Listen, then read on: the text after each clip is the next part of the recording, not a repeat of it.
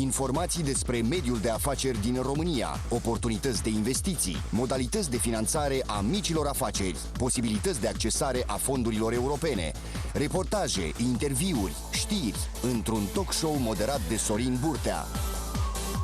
Investiții în România, Euroeconomia. Dragii noștri, dragii cu 2 i, noștri cu un i. Îi luăm cu gramatica de la început? Nu îi luăm cu gramatica. Îi ajutăm, nu? Așadar, dragii noștri prieteni, Vă place să citiți, dar nu prea vă descurcați cu analiza? vă dă bătăi de cap gramatica? Mie îmi cam dă. Noi suntem aici pentru voi ca să vă ajutăm Să vă descurcați cât mai bine în limba română. în fiecare săptămână. Vă așteptăm Să învățăm și să ne jucăm în cuvinte românești.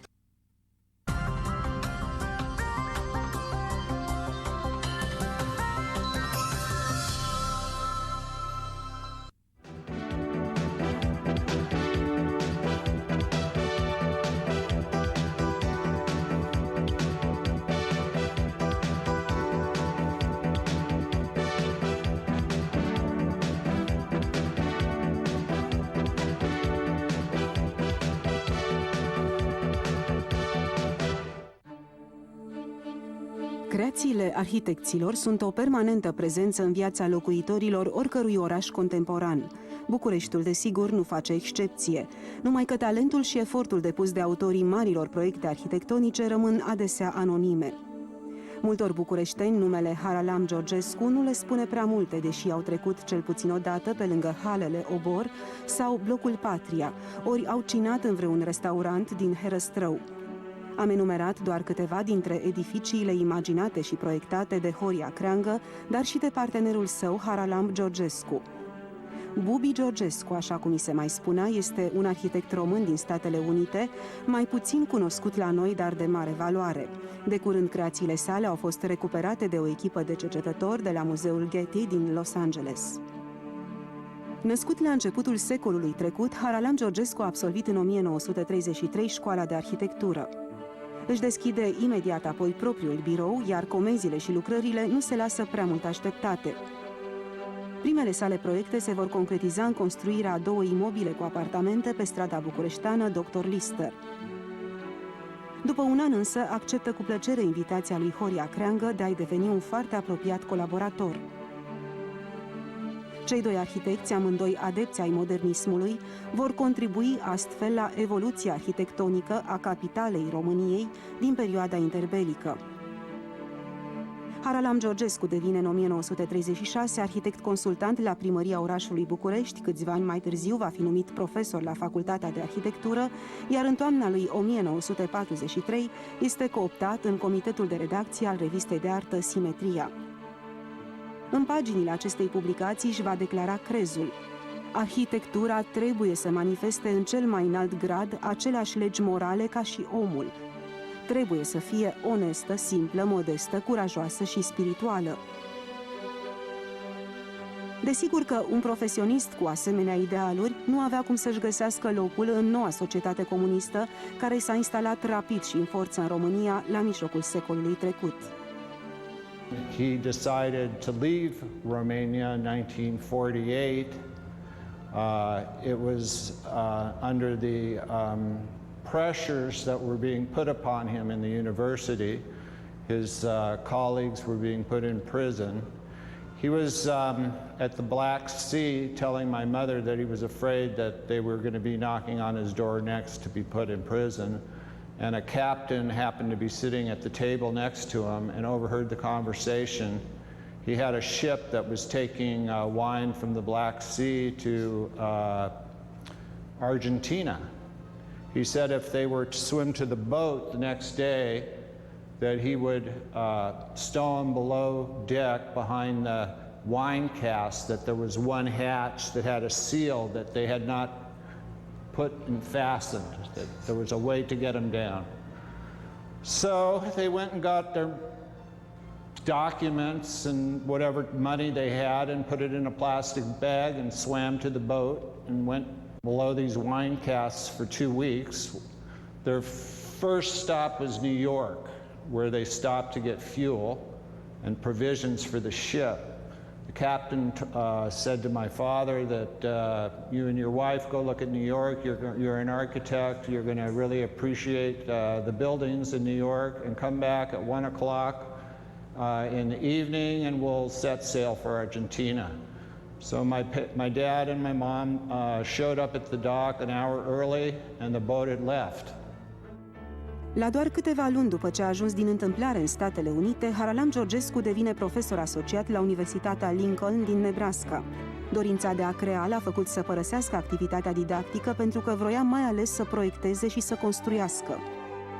După ce s-a mutat în Los Angeles, a lucrat în colaborare cu mai mulți arhitecți americani până ce a primit certificatul de naturalizare și, bineînțeles, calitatea de cetățean american.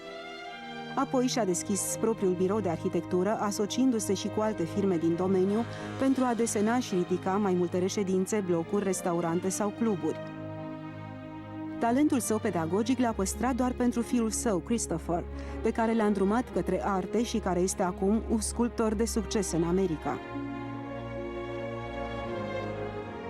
I never really had a desire to see Romania. Really the only thing that I had heard about Romania was Nadia Comaneci.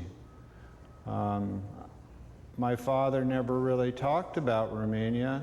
My father really never talked about his work in Romania. And I was born in 1950, which was the height of the Cold War, when Khrushchev was in power. And I moved onto a street, and the kids on the street would tease me and call me a communist. So I had no desire to learn Romanian. I had no desire to go to Romania because I only heard negative things about it. And I did my best to assimilate myself into the American culture, even though the church, the Romanian Orthodox Church, and Romanian was spoken in my house. My first pieces that I did were made out of concrete and steel, and they were columns that were about 10 foot tall that dealt with different facets in opposition. They were compared to Brancusi, which, yes.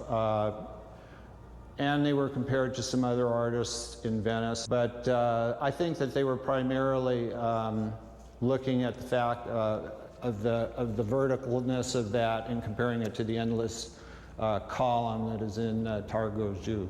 This yellow piece was a departure for me. I had been distilling my work from using geometry as a substitute for nature, and this is an example of that. And I'm using the same forms that I've used for the last 42 years.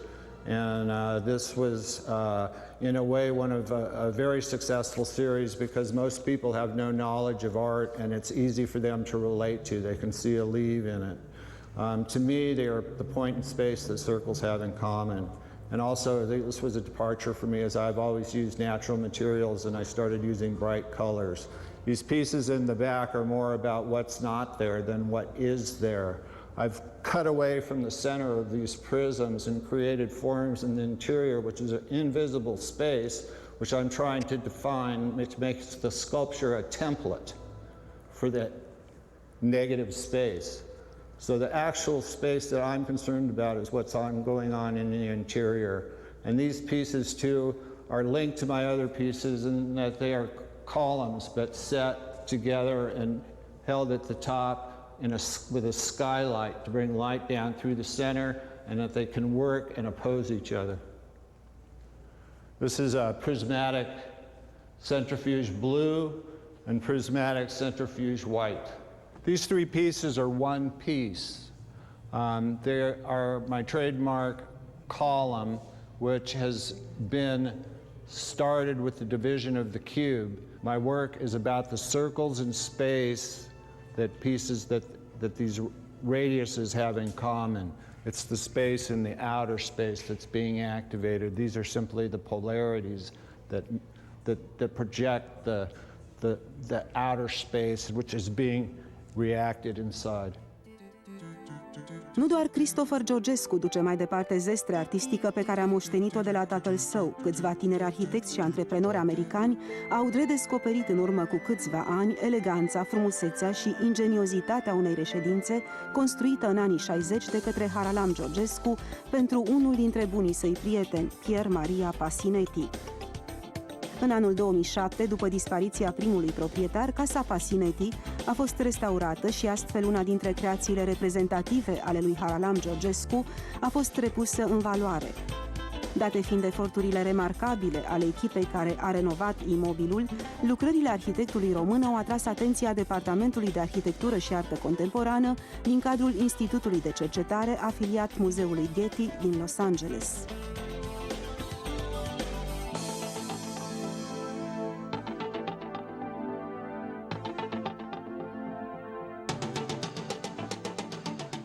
A man named Tim Brosseff spotted my father's house in Beverly Hills, which was designed for Pier Pasinetti, one of my father's good friends, who was the head of Italian literature at UCLA. When I was in high school, Pasinetti would take sabbaticals. He also had a home on the Grand Canal in Venice, Italy. So I lived in that house. And one of the things that was remarkable about it was that he kept the sight lines open, that almost anywhere you were in that house that you could see completely through it. He used 20-foot cubes which were linked, which gave him the ability to create 3 levels. And the ceilings being that tall were very dramatic. I remember the curtains were 20 foot long, and then he would continue out onto the balcony to keep that structure with an open grid-like pattern instead of just leaving it open to continue the lines of the geometry in 10-foot squares, which broke everything into quarters. It's one of the last remaining examples by Haralamb Georgescu. And it was also a prototype for a lot of ideas and designs that he did in his later works. So it's the last of its kind. Pier Pasinetti was quite the ladies' man and a party animal, and of course he had the house designed for entertaining. And he entertained a lot of his Hollywood friends here, including Cary Grant and Charlie Chaplin, Gina Lollobrigida, Ingmar Bergman, and many others. Congratulations, Tim. It's amazing, Pasinetti house. Well, thank you very much. It was a privilege and a labor of love.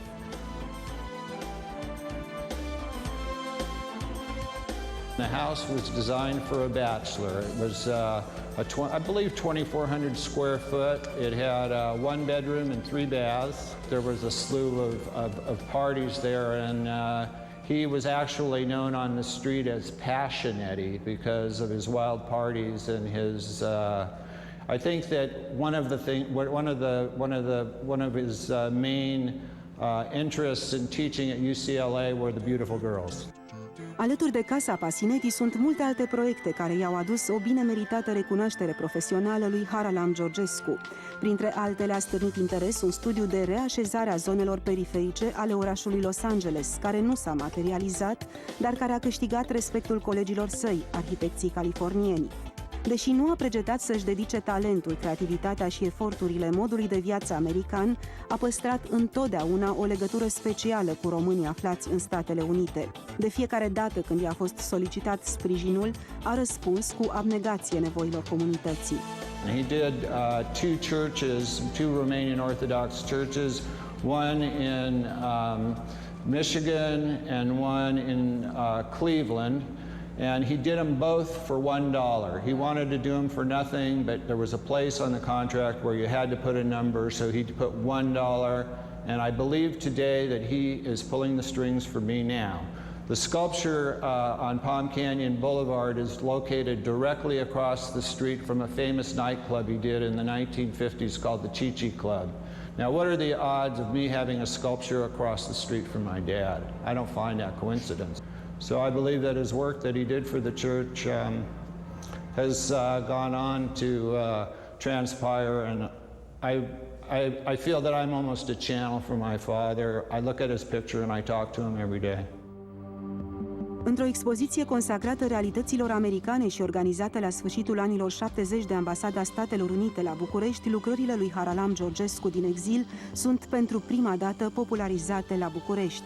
A fost o fereastră deschisă prin care românii din țară puteau admira creațiile compatrioților exilați și un ingenios mod de a străpunge cortina de fier spre iritarea autorităților comuniste ale timpului. De altfel, încă din 1964, Haralamb Georgescu devenise membru al Institutului American de Arhitectură și, până la tragica sa dispariție, va continua să se dedice științei și artei de a proiecta și construi. My dad had success here, but nothing compared to what he had in Romania. And he was designing a hospital in Australia. I had a studio in Venice Beach, which was, at that time when I moved down there, a decaying beach city and almost vacant, which was full of warehouses and ended up being a perfect place for artists to settle. And I had a 5,000 square foot warehouse. My father was working in Australia and came to visit with me. And he went out to dinner to collect some money from some people in Las Vegas that he had done a couple high-rise buildings for. And when he returned, I was on the telephone with my girlfriend, and I heard, no, don't, and then bullets started coming through the front of my studio. Because the bullets were coming in through the front, I went out the back, up the fence, onto the roof, and looked down from the front of the building, and my father had been assassinated.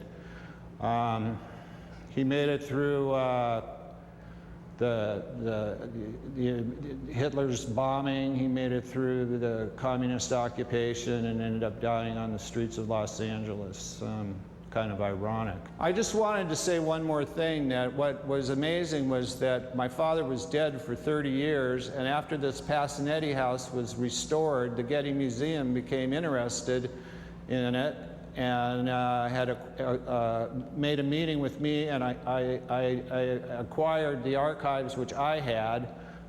When he was shot, I was in such a state that I don't know what happened to the archives that were in his office, but someone had sent them to the Mincu University. This is how I ended up with my first trip to Bucharest.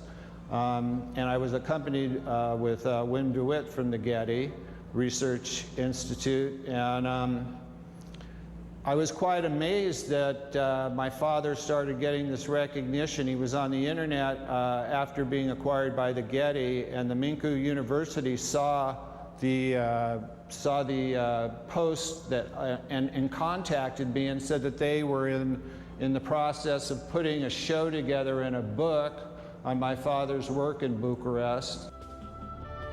Planurile inițiate de Universitatea de Arhitectură Ion Mincu din București s-au concretizat într-adevăr în anul 2008. Cu prilejul centenarului nașterii lui Haralamb Georgescu a fost organizată o expoziție și o sesiune de comunicări dedicate arhitectului american de origine română. Colectivul profesoral care a coordonat și publicarea unui catalog ce îi era dedicat a dorit să redefinească un veritabil model de creație arhitecturală în folosul specialiștilor, dar și al publicului larg. I did like my trip to Bucharest, and everybody treated me wonderful. I was called the prodigal son. I had no idea that my father was so well respected in the architectural community there, and I had the opportunity to see many of his buildings. The only dismay I had was that I was shown his apartment that he had built in Primavera, and unfortunately no one told me about the law in 1996 that I could have had the property returned, because it's a beautiful building that still looks modern today. Chiar dacă nu vorbește limba română, Christopher Georgescu se consideră un membru al comunității românești din California, pe care o frecventează cu plăcere. Pornit inițial pe un drum deschis de Calder, Christopher Georgescu își găsește repede propria abordare, experimentând materiale, tehnici și forme noi. Lucrările sale sunt solare și hedoniste, fiind expresia unui univers cognitiv și a unui imaginar californian. Ca niște metafore origami, sculpturile sale se detașează în peisajul urban în care sunt instalate prin desenul în care transpare o forță creatoare proaspătă, vitală. Anul trecut, pe 7 decembrie, Christopher Georgescu și-a vernisat o expoziție chiar la centrul Getty, în Los Angeles. We're on Palm Canyon Drive. This is the main street in Palm Springs, California. This is my sculpture Balzac, named after the French writer. He was one of the first writers to bring life to inanimate objects. He would make the streets come alive. He was kind of a Van Gogh type character in his time and was more or less seen as being crazy, but ended up influencing writers such as Kerouac and Bukowski and some of the more contemporary writers that are pushing the envelope, we might say. This piece is made out of painted steel, and it was originally to be placed in front of the Theater of the Arts, which is this way down the street. There were 5 other sculptures I was in competition with. They were all named after different theatrical entities, and after this piece was chosen out of 5 pieces, it went to the city council. In dealing with the city, you find that there's a lot of bureaucracy. The initial concept was to put this piece, Balzac, which had to do with theatrics, in front of the theater. Someone, right when the piece was about to be accepted and the location was about to be approved, someone said, well, maybe there's a better location for it. So it took about almost a year for them to decide where to put it, and I'm happy that it's here because this happens to be one of the main arteries here in the city, and it gets much more exposure. I'm right here on the sidewalk. Well, the theater is on kind of the perimeter of town where you don't really see it as much.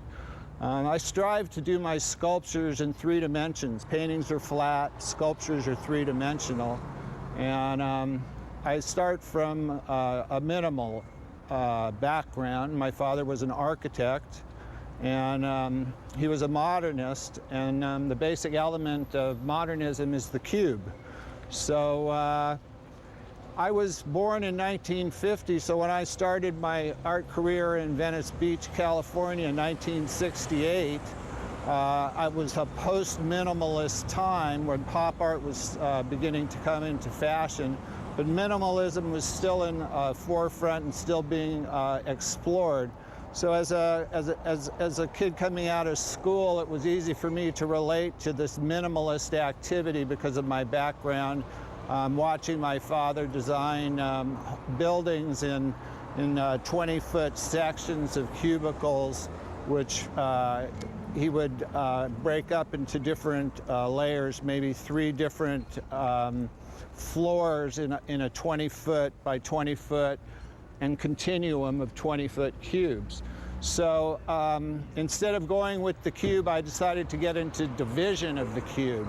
And these are, this has gotten much more complex as I've kept chopping the cube, and my vocabulary basically started from the cube, which I elongated into a rectangle. The rectangle I found was much more elegant because of its shape. It was longer and less blocky. I started divisions of a diagonal, which would give you a wedge. Then I started a curve, which would give you an arc, and a remaining pattern, which would give you the reverse of an arc. When you put those 2 pieces together, they work against each other. So I've been working in the opposition of shapes. This is the front of the piece, and the reason that I named it Balzac was because of the sculptor Rodin.